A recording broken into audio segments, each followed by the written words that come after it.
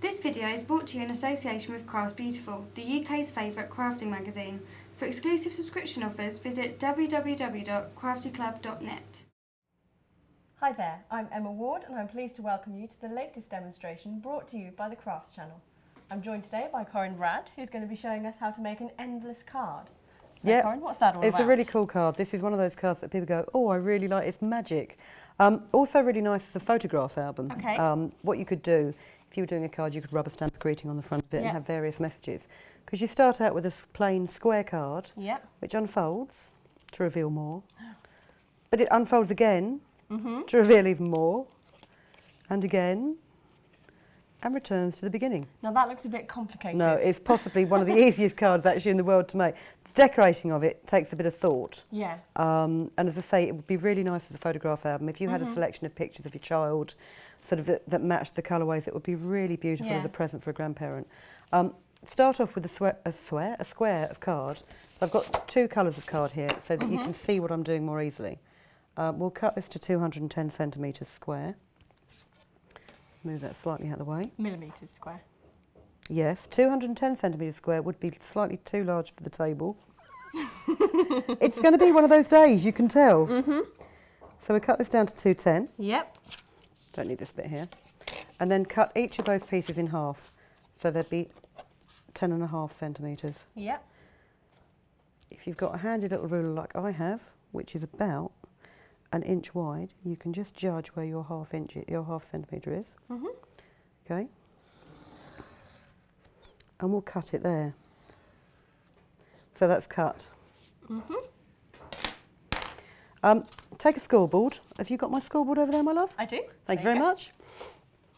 Now, if you cut this on the A5 gatefold line, with the bone tool, once there, I don't mean cut, I mean score it, and flip it over and actually score both sides so it really weakens it, because what you're going to need is your folds need to be able to bend in both directions. So we'll do all of them like this. Won't take me 5 minutes. Scoreboards are one of the easiest ways to do cards like this. Yeah. You know, especially if you've got one that has got the various increments for gatefolds. If you do a card that's not a standard paper size, then what you need to just make sure is that this distance here and this distance here added together make this distance in the middle. So you will end up with a square in the middle. Yeah, sounds simple enough. Sounds simple enough. When it actually comes to working out what that distance is supposed to be, there are times when I struggle.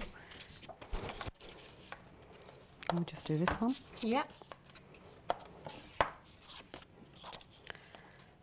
And then the only bits of this card that you have to stick together are the corners. Okay. So if I could give you that back. Sure. Thank you very much. You're welcome. Lay your two base colours down flat first of all. Line up the score marks. Yep. If you just use a proprietary glue stick, put some glue in that corner there and some glue in this corner here. Or you can use double-sided tape. And then take this second colour of card and put it on, you know, turn it 90 degrees. Right. And line up the edge there and there. Press it down hard. And then just check that it's also lined up on the second piece of card. Yep. Yeah. So when you flip it over, they're joined together. Yep. Yep. Turn it back again, and then just glue these corners here, and lay this other piece down. And what should happen? It should butt up to the two pieces of card. If at this stage that you find that the square that you thought you'd cut is not actually square, sometimes you buy A4 paper and it should be 210 millimetres by 297. It's not. Sometimes it's not perfectly cut. Okay. So this is another good reason for using a glue stick and not double-sided tape, because you have still got a bit of movement there while you're waiting. Just check it. If you need to trim the sides of it to make it neater, you can then do so now.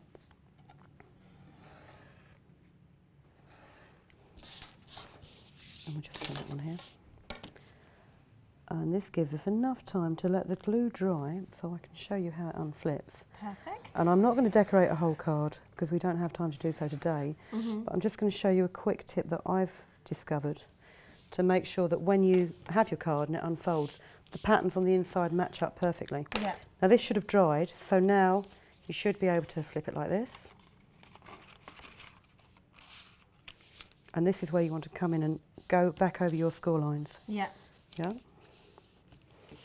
Flip it like this. Oh, wow. You can either use the side of your thumbnail or a proper bone folder Yeah. to unflip it. And it keeps going like this. Just keeps going. So if you're going to decorate the front of it, Yeah. say you're going to decorate it with a couple of panels of paper, let's cut this in half. Now this is, I need to cut it just about 8.5, I reckon. Cut that down the centre. Yep. And we'll trim a little bit off the top, because if that's 210, that gap in the middle must be about 100 and something. We'll cut it to 10 centimetres. Yep. Gives a bit of leeway.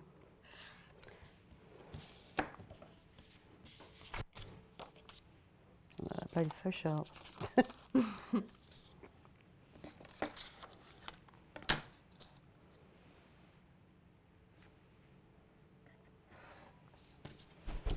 Right. Glue these panels to the centre panels Yep. of your front piece of card. And you'll see I've left a gutter each side of the panel. Yeah, because I'm going to show you the trick that means that whichever way you fold it, Yeah. they will still line up.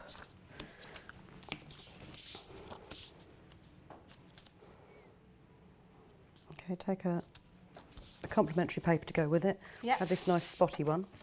The gap in the middle here is around 2.5, so we'll cut these 3 centimetres. Yep. You need 2 of these, 1 for each side, and I'll cut the depth of it down to 10 centimetres as well, so it lines up with the bottom of the card.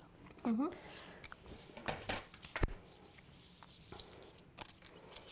tell you what, gridded cutting mats are invaluable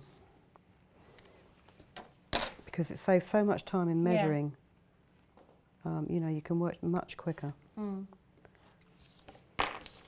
Okay, if you then glue one of these strips, Right.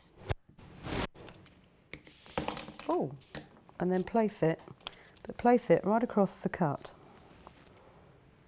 Why, I hear you saying? Why, Corinne? Why are you placing it over the cut? Because then if you're very careful and you don't press too hard, make sure you have got a nice sharp blade in your scalpel.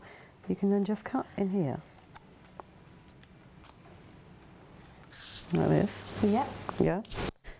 Don't cut so hard that you destroy the underneath of the side. card. Yep. But then you can flip the card around, And do the same on the other do side. the same on the other side, Yeah. and then you're guaranteed that whichever way it's turned, the pattern will match up in the middle, and no one will be able to tell where you started. Okay, so we'll just stick this one down here, and as I say, use these cut lines as a guide. Yeah. Very gentle pressure. Like this. And you can do the same thing even when you're doing these ones. Yeah. You can lay that strip down the middle here and cut yeah. it. You know, when it's turned over that way, you can lay it down that way and cut it. Yeah. And that's how we've managed to do this, so that each time, doesn't matter which way you look at it, they all join up neatly. And say, as a photograph album, Yeah. I think it would be a fantastic gift Yeah, they're gorgeous. to give to anybody. So, a magic unfolding card that unfolds and unfolds and unfolds. And it's a really nice project, and you could sit here and do this for ages. So I'm going to carry on doing this, and we shall go. Thanks a lot, Corinne. Make sure you tune again soon for another crafty demonstration brought to you by the Crafts channel.